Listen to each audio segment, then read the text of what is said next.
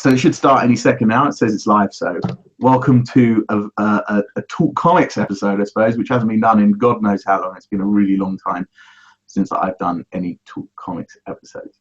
And with me, I have one of the gods of collection, of comic book collection. Your name in YouTube is Ponadidas? It is. Where's that from? No, it's kind of. I'm not a big fan of Adidas, so it's more like pee on Adidas.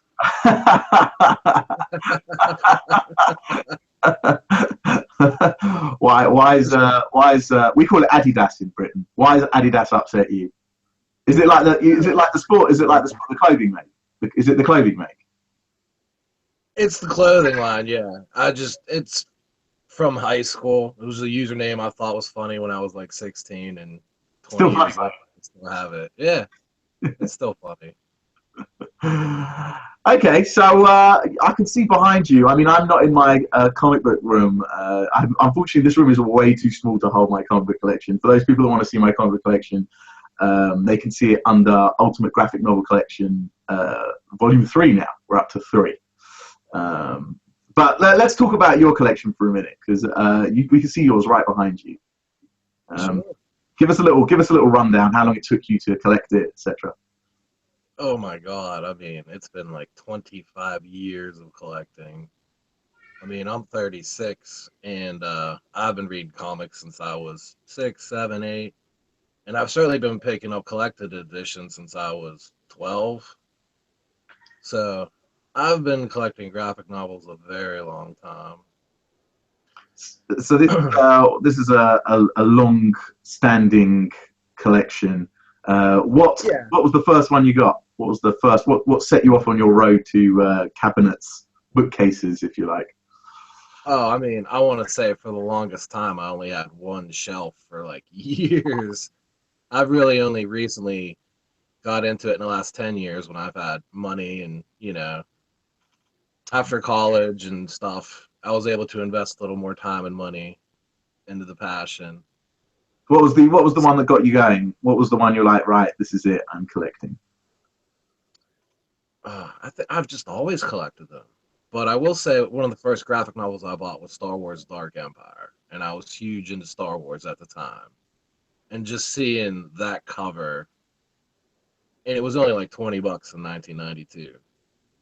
But I mean, that one was just one of the ones where I was like, oh my God, I can't believe this exists. I can't wait to get him and read this. And I mean, I still have it. Do you know, it's interesting because the books that I'm looking for, or the books that I want, are the ones obviously that are pretty hard to get, because otherwise we've got them by now. And one of the books that I've been looking for quite a while, I noticed is in your collection. So I wanted to talk to you about it. Let's see. It's like a Venom book that was connected to a Sega game. Carnage, yes. Carnage, yeah. Sorry, it's a Carnage book. And do you know what? It's so rare and hard to get hold of and expensive that I've just not bothered to put in much time trying to find it. If it turned up on eBay, then I'd buy it. But can you show us? I mean, because people won't know what it looks like. I know it's in your book.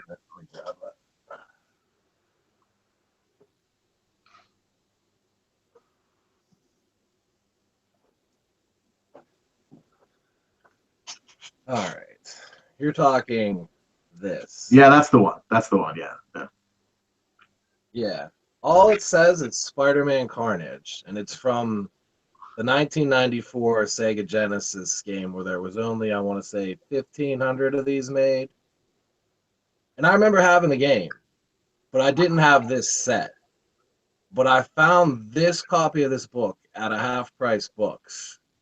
And they didn't even know what they had. There's no ISBN number with this.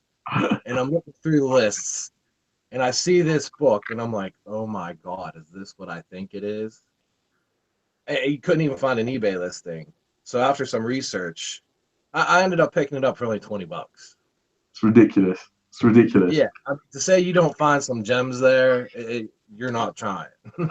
I mean, that is a part. That's part of the fun of collecting graphic novels and comic books, right? We know the big collectors know the rare books that you would just pass them by on a shelf, right? If someone came to rob your house, right? They wouldn't know which books to rob. They would actually just they take the biggest book or the smallest book, and sometimes that's going to be worth money, but there are some rare gems, and unless you absolutely know what they are, you have no idea what you're picking up. Right. That's a whopper, that one. I found a V for Vendetta hardcover, the 1991, the book club edition. Yeah. I found one there for $10 one time. Pain. You seen the prices on that thing? It was like, what? Yeah, do you know what? The hardcovers to any of other than Watchmen books for Alan Moore are always expensive and hard to get hold of.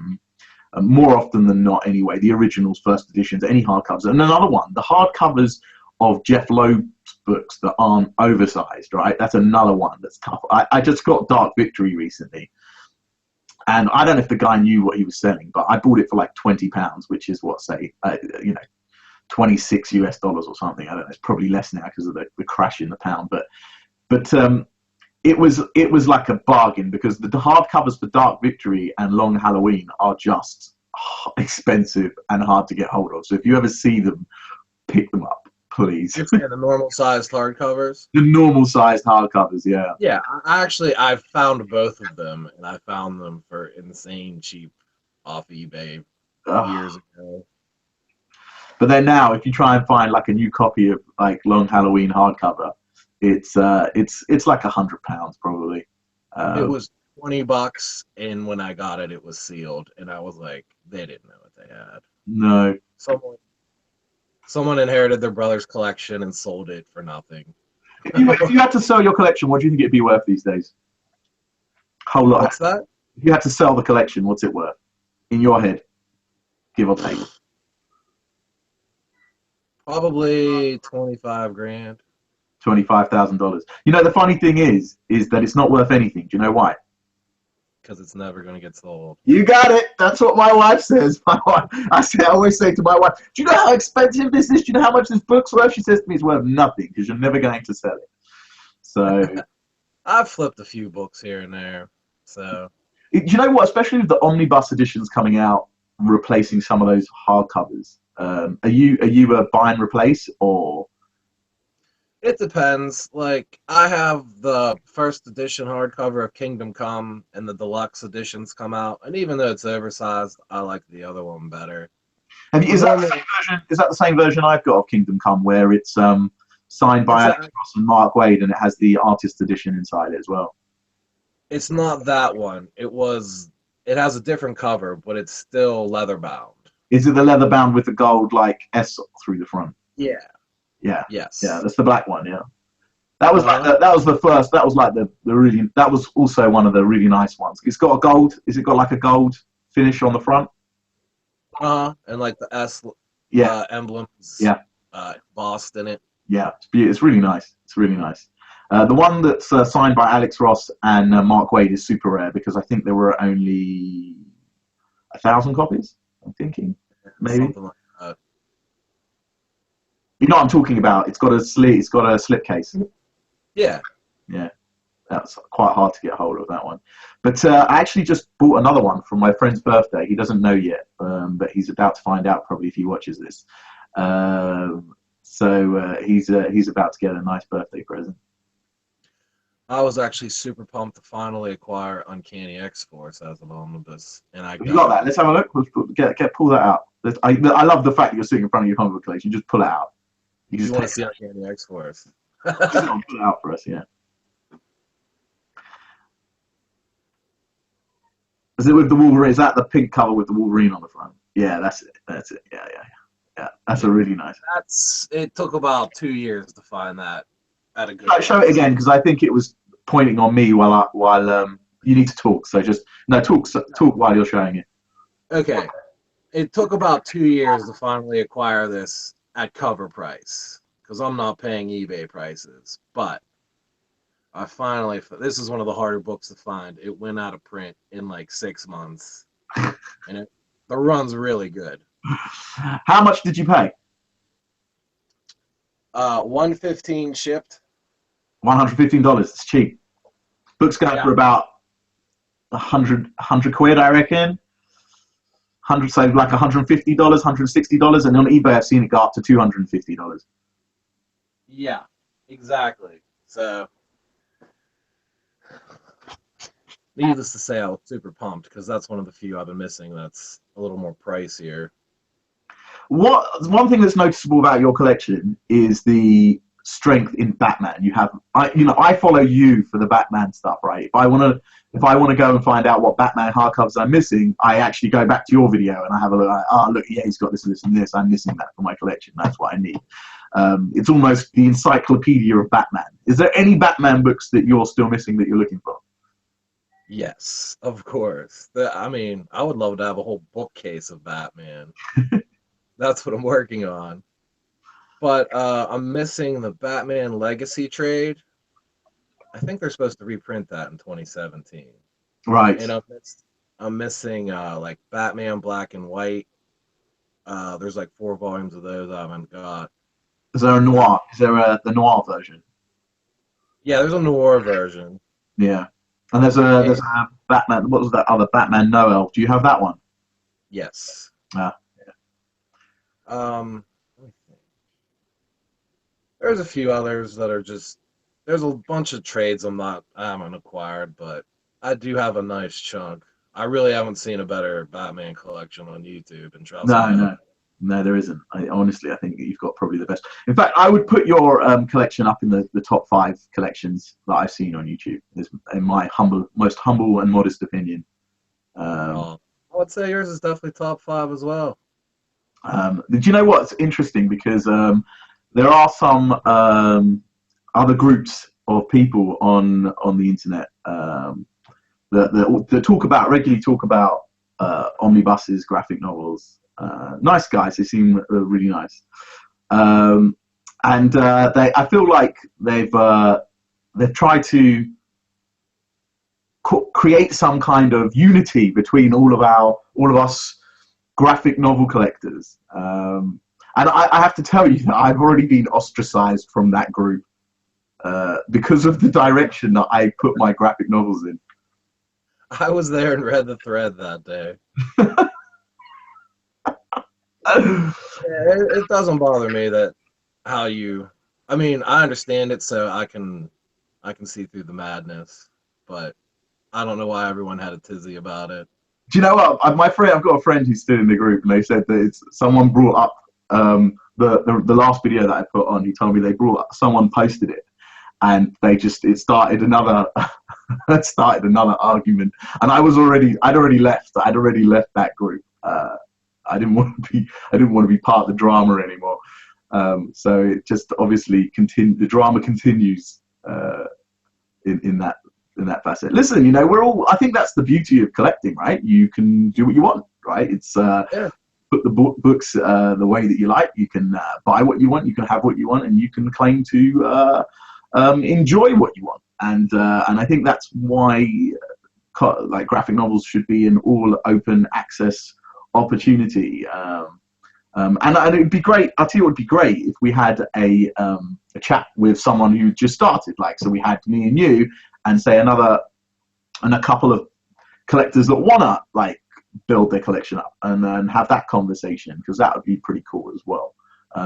Whereas I feel like most of the time it's focused on all the people that have as many of the books as possible, which sometimes it loses the point, really, in my mind.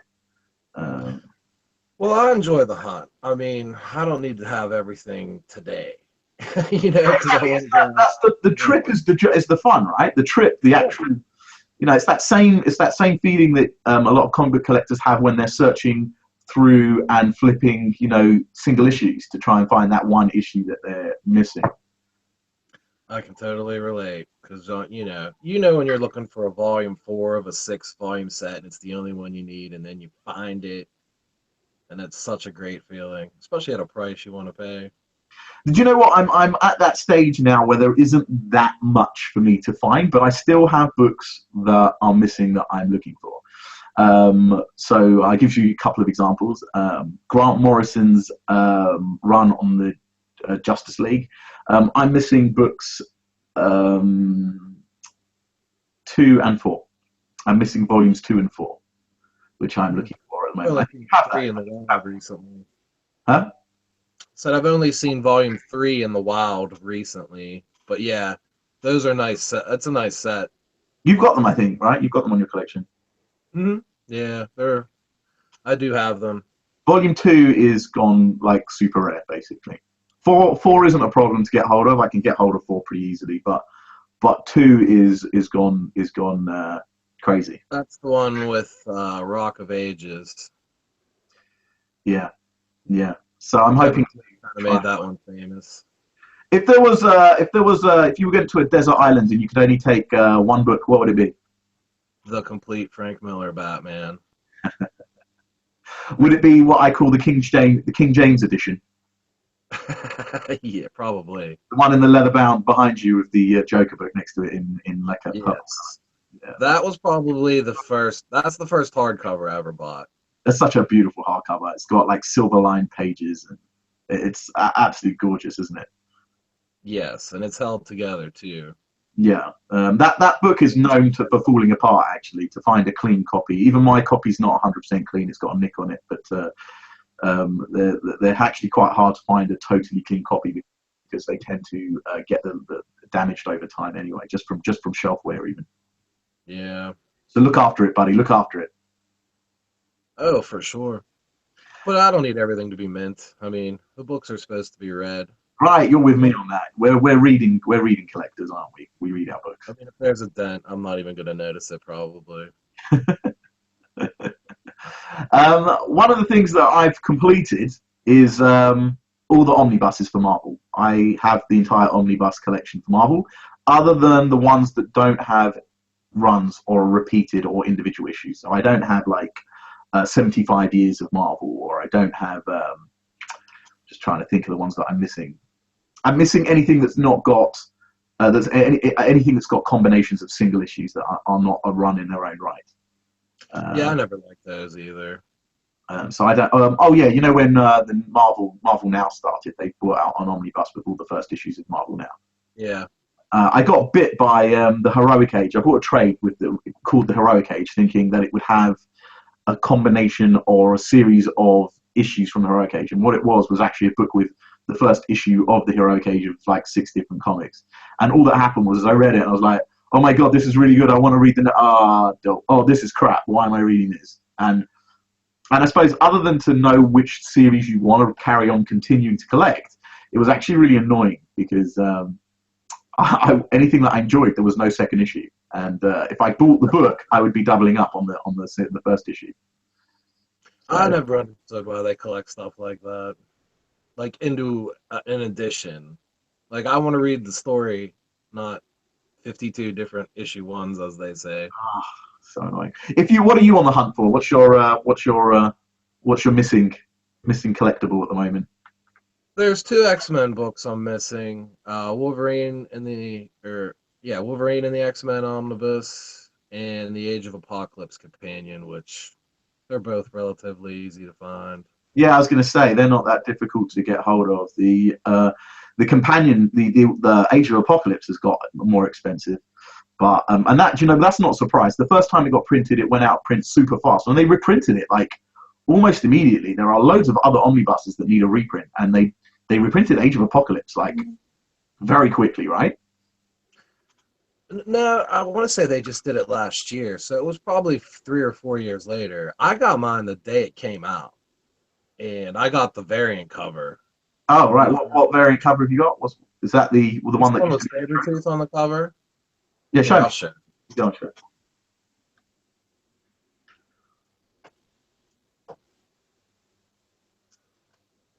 It's this version. Yeah, that's the version that used to be on the trade paperback. I love that. Yeah, I just like that cover better, so I ended up picking that version up. And the companion is another huge book. I mean, that's a huge book, and the companion is another huge book that goes alongside it. Like they're in the 1,000-page bracket, aren't they? Those books, I think, or nine, like between 800 and 1,000-page bracket. I believe so. I want to say New X-Men by Morrison was around that too, because I got the first edition omnibus of that. So actually, there's one thing I want to ask you. One of the things that I won't collect are absolute editions. I vehemently don't like them. They're not for me, and that's my entitlement as a collector to not collect something I don't want to collect. And I don't collect absolute editions. Do you collect absolute editions? And if you do, what ones have you got? What are you missing, if any, if you want them?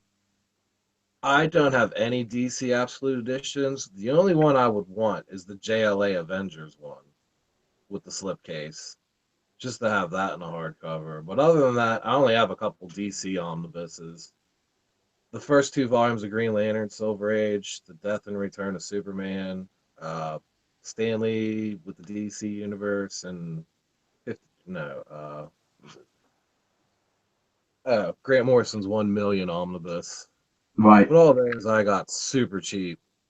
You're talking like $30 or something. Wow, wow, wow. Okay, so you managed to find really good deals on the DC omnibus.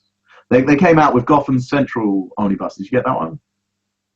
I got the four hardcovers. Right, right, yeah, I wasn't upgrading. yeah.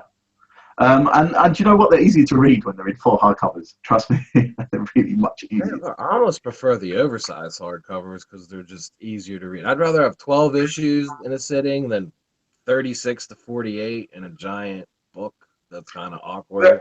Very often, I've ended up buying both. One because I collect the omnibuses, so I feel under like self pressure, my brain just like blows up like if I don't get the omnibus. But if I want to read them, I'll pull the hardcovers out because they're way more friendly to pick up. Yeah, I mean, your Marvel Omnibus collection is pretty impressive. Do you know what? I think the Spider-Man part is probably the bit that I'm most proud of because they're not even that hard to find. But the run between Straczynski and who was, I think it was all the way up to the most recent. Yeah, I think it's all the way up to the most recent stuff, basically. There's like hardcovers that go between Guggenheim, Mark Waid, like all these different writers. And there are only like 4 issues in each book. And it was an absolute nightmare to find each and every single one of those hardcovers. It was a pain. They're not hard to get or expensive, just annoying to like know that the next one's only going to have 4 or 5 of the issues, huh? So that it was just annoying to track them down. Yeah, just oh god, but you get so much joy when they're all on the shelf next to each other, and it's like a little library. You can just pull them out. You know that they're bringing out the new Spider-Man omnibus for Stan Lee, Volume 3. I don't know if you collected the first 2, but they're on the list of things to get.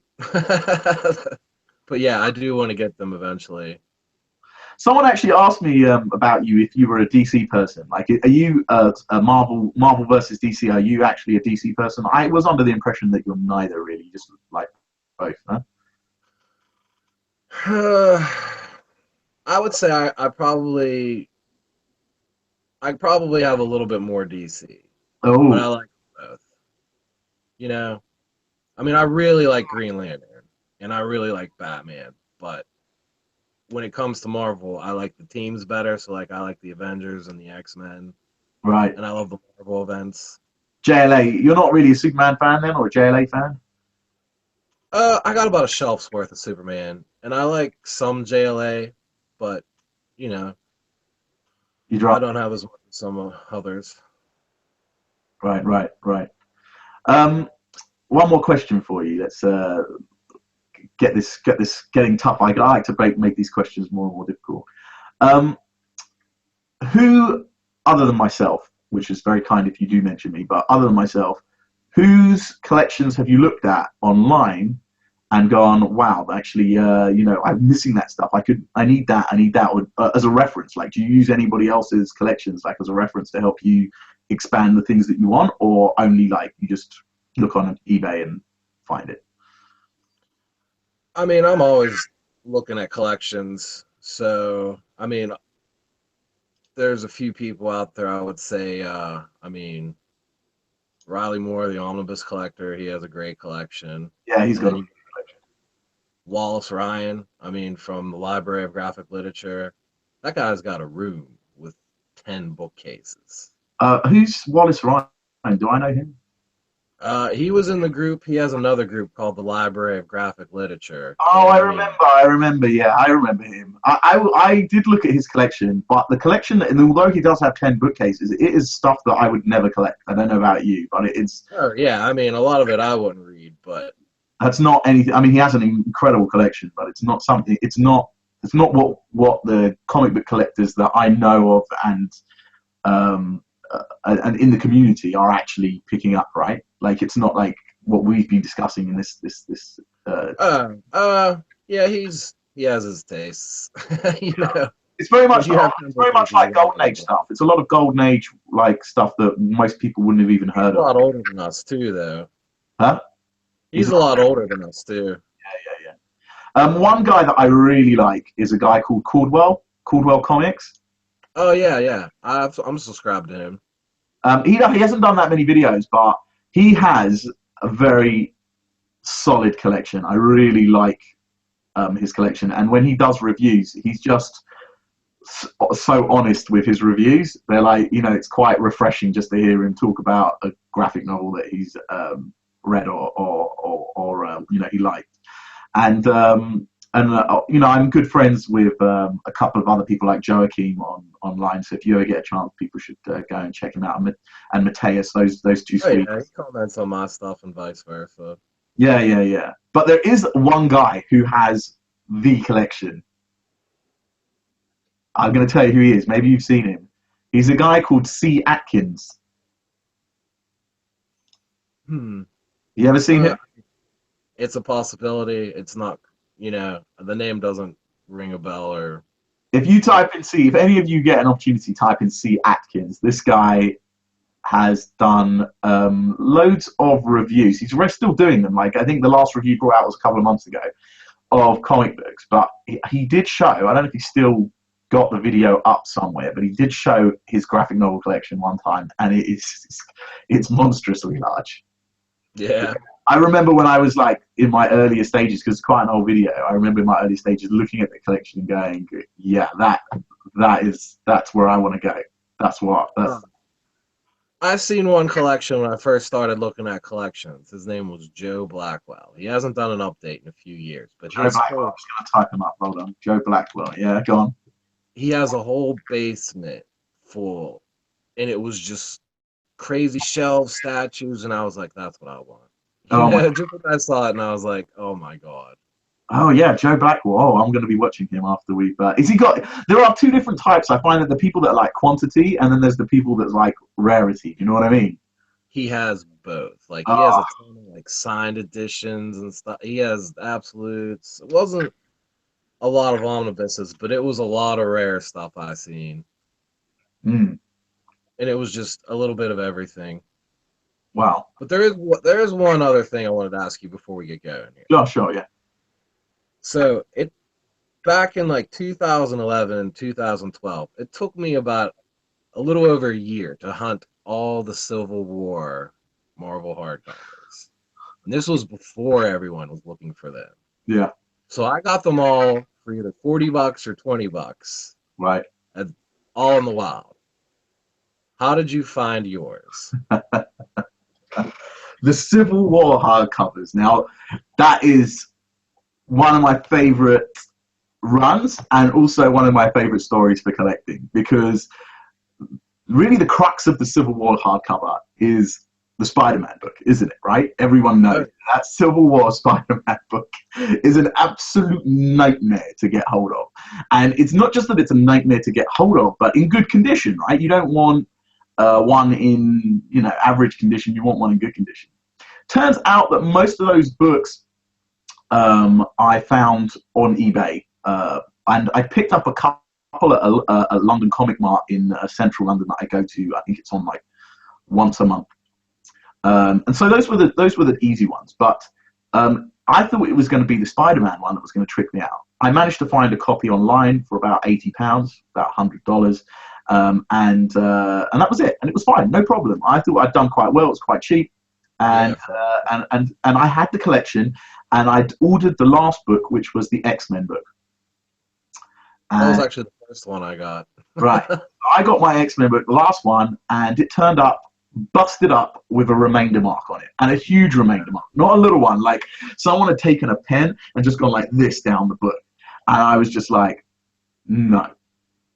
So, like, can you imagine, like pristine, and then, you know, whatever. Like, if it had just had like a corner, you know, you get those like corner lines where the corner had been bent. I would have been all right with that. That's good with me. I don't really care that much about these corner lines or the bumps, small bumps.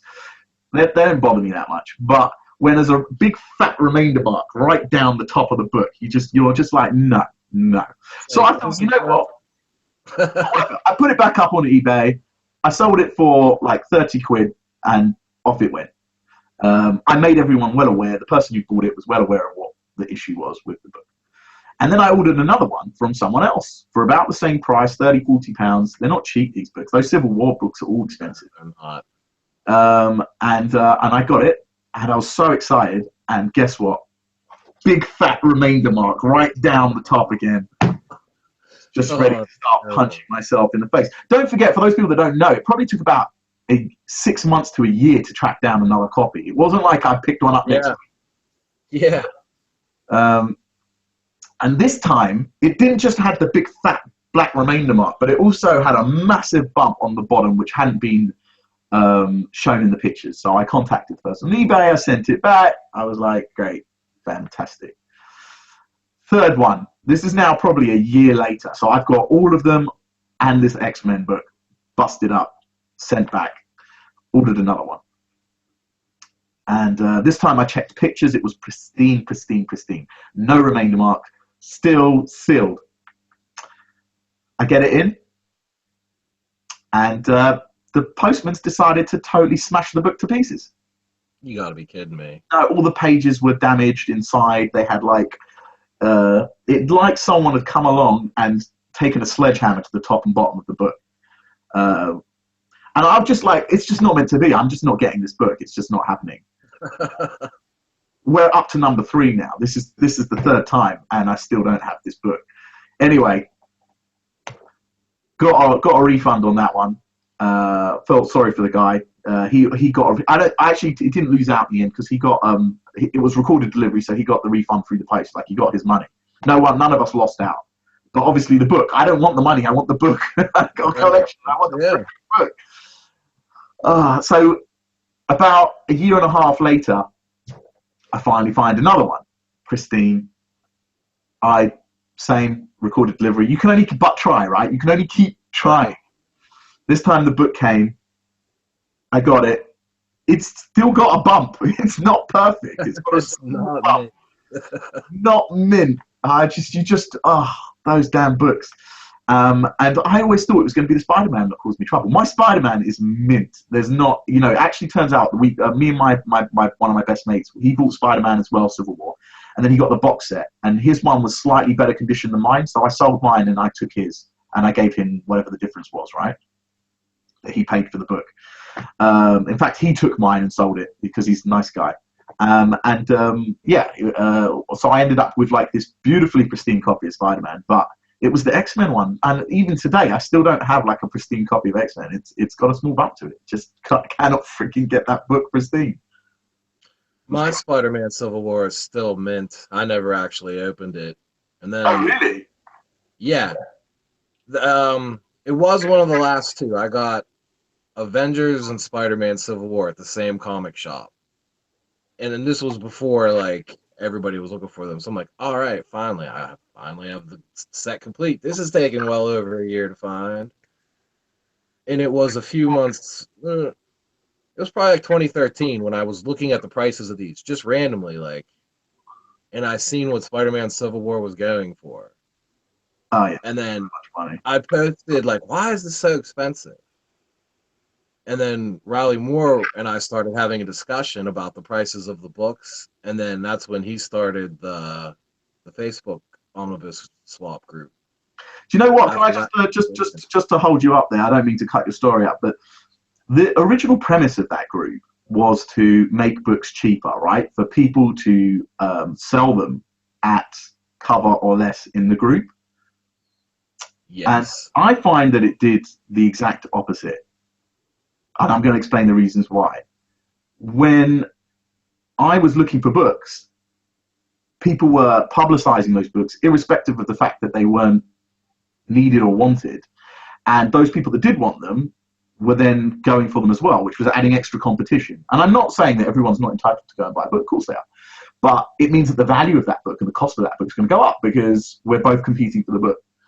And so it actually made books more expensive, especially in the UK where the pool is much more limited than, say, in the US.